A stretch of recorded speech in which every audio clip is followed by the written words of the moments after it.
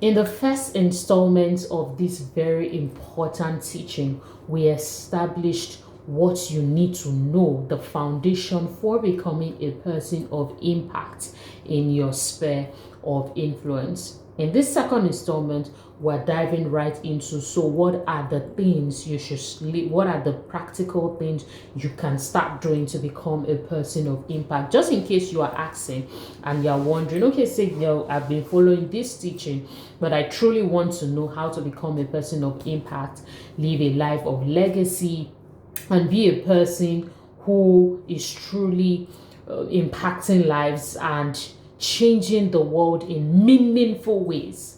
Because a lot of people are changing the world in meaningless ways. I'm Sydney. Welcome back to the live stream by Wondiva. Nkechi Manelaride, the visionary lead of Wondiva Global Community, this amazing vision that helps women to see themselves the way God sees them and patterns their life according to God's pattern. One of the core things we do for women and we started to do in this space is to give women, to create platforms that give women an opportunity to share their giftings, their voice, and become that person of influence that God has called them to be. We are a great powerhouse, a great source that God has raised at this time to be able to help women power that influence, that gifting, that calling they have on the inside of them, and we're grateful for that. So if this looks like a place you want to be a part of, or you're already a part of, and you know that this is a place a friend should be a part of, please reach out on WhatsApp 08087776755. Check the link in the description to find ways that we can add value to you. Outside of Nigeria, add 234 before reaching out on WhatsApp. The first way to become a person of impact in your sphere and in your industry, when I'm talking about sphere and industry, whether you're in the fashion industry, you're in the food industry, you're in the tech industry, you're in the automobile industry, you're in the science, medicals, whatever the case may be, we have all been called as a body, the arm, the eyes, we are all working together to establish God's kingdom here on earth as it is in heaven.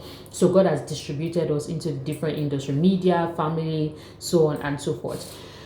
Number one, be valuable. And the practical way to be valuable is to be a solution provider.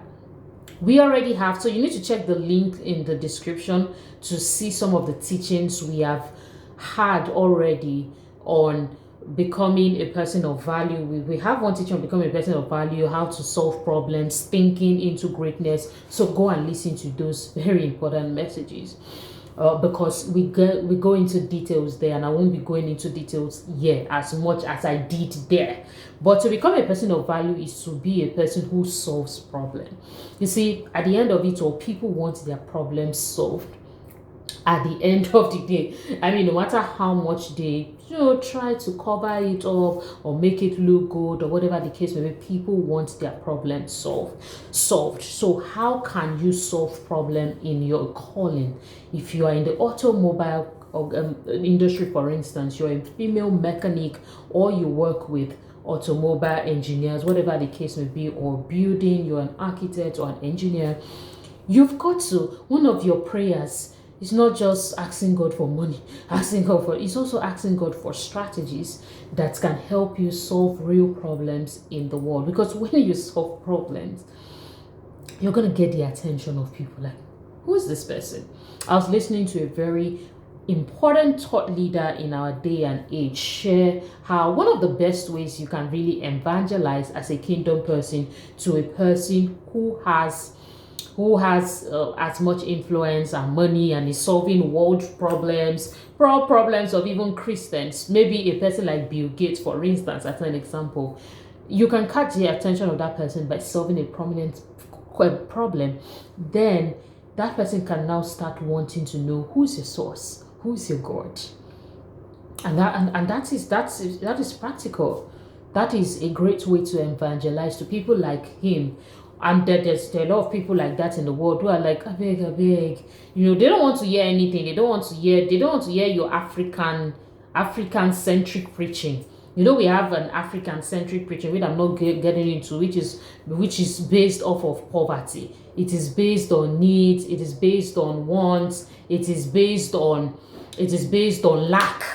It is based on help me. And a lot of people have capitalized on that, and that is all that they can preach on. They can't even export that teaching, because when you take it on to some climates, like what you're teaching there is foreign to other people. They're like, I'm not lacking water here, I'm not lacking gas, I'm not lacking a car, so make it make sense. And that's why you're seeing, and a lot of people who, if you speak with founders and they are really honest with you, you're seeing that for the Nigerian churches that are putting out branches in other parts of the world, there are conversations that they're having behind the scenes and adjustments that they're making. For example, there are some countries, if you people used to shout in and in your prayers and all that, by whatever, when some people shout, some churches shout 6 a.m., they're shouting 7 a.m., 12 midnight, they're shouting and shouting and shouting. But yeah, like nobody's going to do anything to you in some parts of Nigeria, because there are even some parts of Nigeria now where you can't do that. Maybe if you're a church in an estate, all those things, you can't do that. But like if you're shouting and you go and open a branch now in some parts in Europe, I don't think anybody's going to disturb you from praying. But you try out your shouting method. Like try out how you used to shout. That's what I'm saying. And I'm not saying shouting is not good or shouting is bad. That's not, if that's what you're thinking about, you're missing this. What I'm saying is you have to be sure that what it is that you are sharing to the people, and I was talking about solutions. That's what I was saying. What it is that you're sharing to the people is something that everywhere you go is going to truly solve problems, without it looking like he's just solving. There's a word I'm looking out for now. You can have a solution that solves the problem of a particular climate or a particular region. So I'm not saying your problem solving must start from solving global problems. In fact, it should start from solving local problems. But I'm just saying that anybody, if you're starting from solving local problems, maybe African's problem, for instance, is something that an African in another country should also be able to benefit from, especially if they're on the level, or if they're the target that you are targeting, whose problem should be solved. I hope that makes sense. What I'm trying to say, because that's what I'm talking about. But as far when it comes to the gospel, let's just make sure that we're preaching the right thing, which is the kingdom of God. That's I didn't plan to get into that, but that is also important for me to share. The reason why people have to be adjusting in their different branches many times is because what they are doing in Nigeria cannot be exported, and that's the gospel. It's supposed to be universal. It's not supposed to be what you're doing in Nigeria versus what you're doing. But anyways, that's not what I'm here to talk about. That's a different conversation entirely. But for you, solving problems, it should be one where you should be able to solve and create solutions to problems. And the best way to create solutions to problems is by being a thinker. You cannot solve problems if you don't use your brain. You cannot solve problems if you don't use your brain. Signal 2023. You have to think. You have to be thinking. You just have to. And that's why I find it difficult I find it strange. And I find it, let me keep the other word. But I just find it strange. Let's stick to strange. Where you are a team member of an organization, whether you're volunteering there, they are paying you, as long as you decided that you want to be a team member, and you cannot bring in any new solution to the organization in 1 quarter. You have not brought any new solution or idea. You are a problem to that place. Yes, I'm telling you, as a person with the Spirit of God, you should be flowing. You should be a wellspring of ideas. Let's do this. When we do this, I think it's going to move our organization forward. The fact that you are a team member, I don't know. We need to start thinking this way as Christians. Just be a bench woman. They will be looking for you. Where are you now? Where are you? Like, as a team member of an organization, you are a team member. You've not brought an idea, a solution. You've not given a suggestion that can change the trajectory of that organization to move it faster towards the goal, towards the vision. you're a liability in that organization. Yes, you. So what this video should do for you is to change your ways. Do ask yourself, I've woken up this morning. Where are the places where I am contributing and I've been called to contribute? What must I contribute that must change? How can you be in a place you don't have suggestions, you don't have strategy, you don't have solution? It's only when the founders or the general managers are bringing ideas, or your department head that says, okay, we'll do it.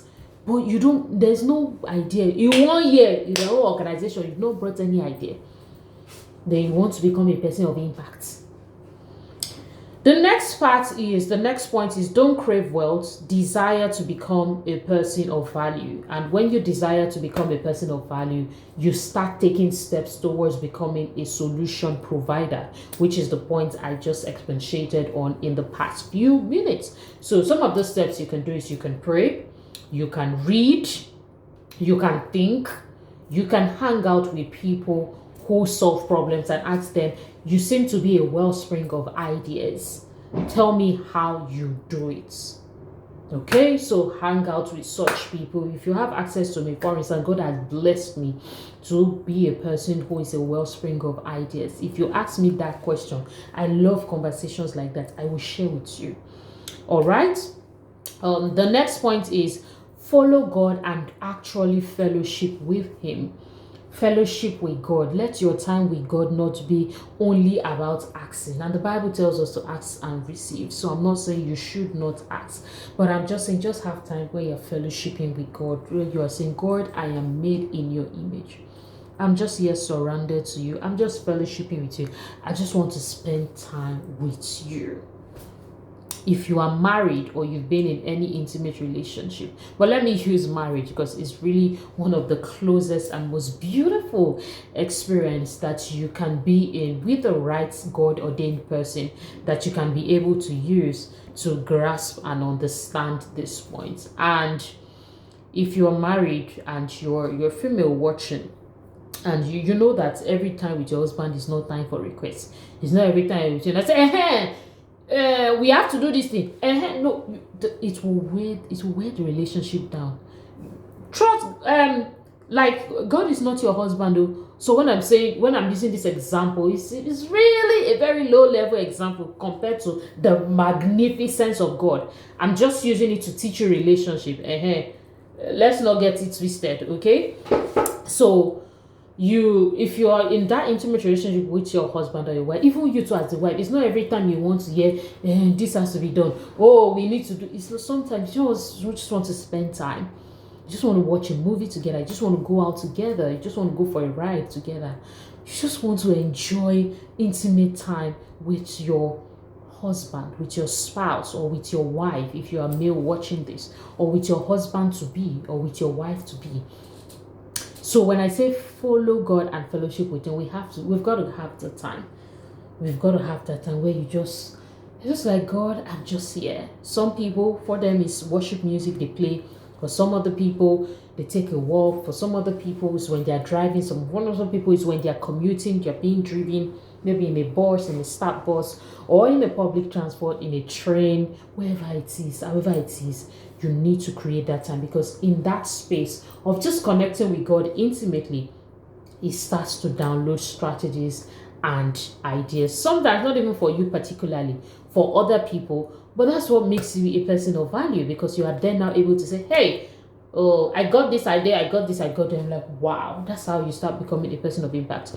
So find avenues. The next point, find avenues. I think this should be the 5th point, right?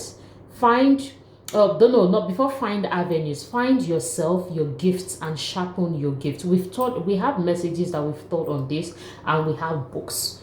So you need to find yourself, and that is the whole making and the whole essence of Wondiva.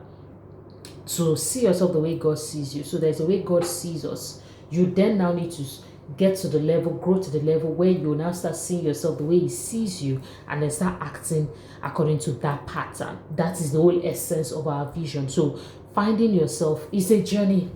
So it's not just you won't just read just one find yourself book, yeah, like it's a journey. So you want to embark on that journey with the series of messages that we have. We have books on in the Wondiva library as well. Our seller page, go there, go to my personal page.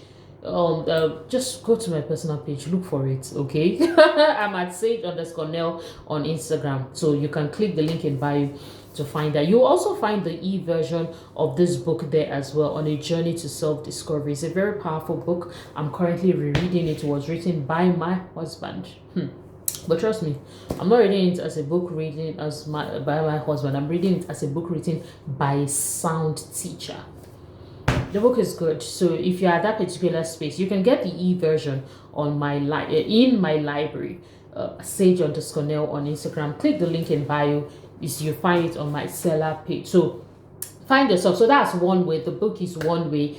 We have resources in Wondiva. If you sit down and you curate and you digest the messages, like I say, I tell people, growth is not a one-time thing. It's not a you listen to this video and you disappear. That's not how life works. Why do you go to school for years? Why do you go to school for years to qualify for a job? It's because there's something about the schooling system that transforms your life. So that is literally what you have to do if you're going to find yourself, okay? And the schooling system as it used to be, I know things are changing now. It's not even really a place where most people found themselves. A lot found themselves there, but not a lot of people. Some found themselves, some did not find themselves. But the school is not really, a lot of conversation about the school just really being a place where they just mass produce people for the labor market. But the world has changed, at least at the time of this recording. So what I'm saying is, if you go to a school where they're like, okay, they teach you English, all that for the labor market, how much more investing in a school that's going to teach you to get a PhD in you, like my mom told me, say, okay?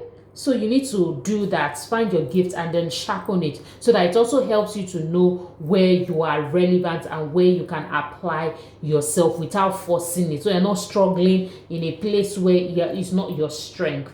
And there's a message, check the link in the description. There's a message, strength hustle versus side hustle. That message is good. That message is good. Go and look for it, go and listen to it. The next point is find avenues that you can actually express that gift even without pay. For starters, I'm not saying you cannot find avenues where they are paying. If you find avenues where they are paying, fantastic. But if you're just starting out on this journey, if there are avenues, even for people that are already in intermediates, the people are still doing things, they're still finding avenues where they can do things without pay.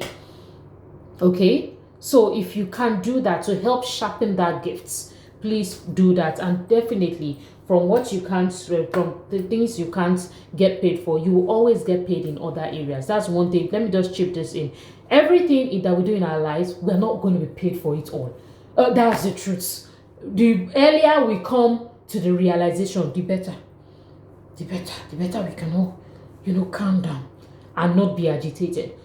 And understand that there's some things I'm just going to do in life and I will not be paid for. There's some things I'm always going to volunteer in some areas of my life. There's some areas of my life I'm always just going to give through that platform without necessarily receiving monetary value. But I want you to know there are other forms of value that is not always monetary, and that's one. But number two is just sometimes where the impact of a particular space where you are volunteering in is having a ripple effect in another part, an area of your life where you can get paid for.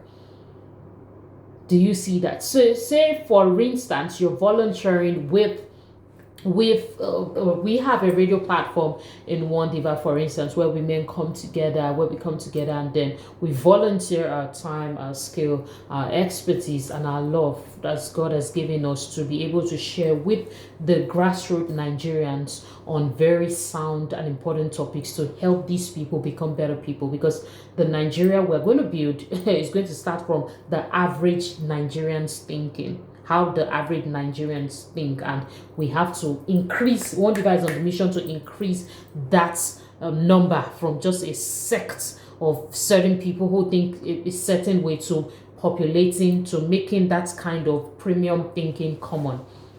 So, for instance, now I'm just giving a practical example. A person is not getting paid there, but there are other aspects where a person can say, "Oh, okay, you do this on radio." Maybe other aspect of your job, because we have women from all sphere of influence, health, all that family. And a person can like, "Oh, I heard you on radio last year. Last time. I really like your point of view. You do this on air and all that. Okay, well, you say you are a coach, for instance. Just give me an example. Okay, I think I would like you to come and work with me in my organization to be able to help my people with this topic that you were talking about, or I want you to call, I have a friend that has a training. I would like you to come and become a speaker." That speaking stuff, they may not even pay you something premium, but from that speaking platform, speaking invite that you've gotten, you may now meet somebody there that you may bless you, and then that person is like, "Okay, let's do something together that you are paid." So you see, our God is an intentional God. As long as you're not doing things from a bitter heart and you're not doing things with ulterior motive. So I just give an example of how just a basic, and you don't have to be like a radio platform. There are other platforms as well. I don't just have the time. I have to work with time while doing this video. But that's just an example. So a person may be wondering, now wow, okay, volunteering, must I? But you don't. The truth is, the way I'm even saying this is not how it may even work out. Yeah, it may not work out like this, but God is committed to rewarding you in different areas. So wherever it is, you can be serving at the back of nowhere. You don't have to be on radio. I just give an example because that's a platform where we have amazing women volunteer and share expertise and bless life, and they themselves are getting fulfilled. But you can be at the back of nowhere. You can be volunteering in the hospital where nobody is seeing you. But you don't know who you're going to meet one day. You don't know who is going to notice you. One thing about God that you should know is that you can bank on him. You can bank on him. Was it not in the book of Esther that the king was checking through, was feeling restless one day, and he just started checking through the books of those that have done exploit, and it was like, this particular person has not been rewarded. This person has not been rewarded, and he called his, I can't remember the name of the particular person now, but he called this particular guy and it's like, "Hey, what should we do to this person that, blah, blah." And then he was giving this guy gave it the suggestion, thinking he was the one that's going to be rewarded. I mean, I could check for the name, but please go and check the book of Esther. This video is already getting longer than the time, and I have to wrap up. But at the end of the day, what I'm trying to say is, God is the one that always remembers. God knows what you are doing, and He will always remember to reward you. So don't allow the world hustle you or pressure you into just feeling bad and feeling small all day long. That's what I'm trying to say in essence. That's the summary of all I'm trying to say. Then so you can check that story in the account, the book of Esther. And there are other books of the Bible as well where people have been remembered, not just the book of Esther. That's the story that just came to mind. Then so it was Esther's uncle Mordecai that was honored the night that the king could not sleep. Like I said, go on and read that account. Okay, so stay with me. I like to keep this video to a particular length, but stay with me. We're wrapping up now. Develop yourself. Have a habit of personal development. Let's watching videos like this not be a one-time thing, one hit wonder. You cannot grow that way. No, because you can't. There's nothing we can do about it for you if you don't have a habit of personal development. You can't even be a solution provider, because where are you going to be receiving the inspiration from? They read, you're always entertaining yourself. Please make it a habit to develop. You're watching this, you don't have appetite for it. You see, I should have done a teaching on appetite. Check the link in the description. Like I said, Wondiva is committed to helping you see yourself the way God sees you. Please don't sleep on it. Don't sleep on that mandate. We've got resources to help you see yourself the way God sees you. If you don't take it seriously, you are not going to get that result of seeing yourself the way God sees you. It's not going to be a one-day job. I'm happy to disappoint you. I'm not sorry. It's not going to be a one-day job, but if you are committed to it, you will get the answers. And then finally, position yourself according to God's leading lovingly. And this point is important because many people want to or think that they want to be positioned in a place where it looks like it's the obvious choice. So God may be positioning you to serve in a small church where it's not popular, your pastor is not popular, it's not the happening one in Lagos or in Abuja or whatever. But you don't know what that church is going to become the next 7 years. And trust me, you don't know what that is going to become are usually the hardest times. And I get it. But at the end of the day, this is God's business. That's one thing I've come to realize. So why do you want to be more passionate than God for your appearance and for your revealing to men? I'll leave that question to you, but you want to be led. You don't want to be looking at this one is bigger than this. Some people, I've said it on air, I will say it here again.